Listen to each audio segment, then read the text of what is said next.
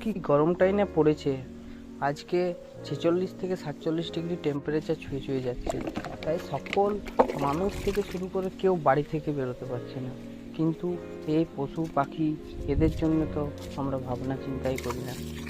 তাই আমার সবার কাছে অনুরোধ, যতটুকু পারেন সবাই বাড়ির সামনে হোক বা উঠোনে বা ছাদের উপরে ছোট্ট বাটি কিংবা মগে একটু জল দিয়ে যাও। এরাও তো প্রাণী, এদেরও তো বাঁচার অধিকার আছে। এই গরমের দাবদাহ কাটানোর জন্য সকলকে এগিয়ে আসতে হবে। পশু পাখি মানুষজন সবাইকে দেখতে হবে।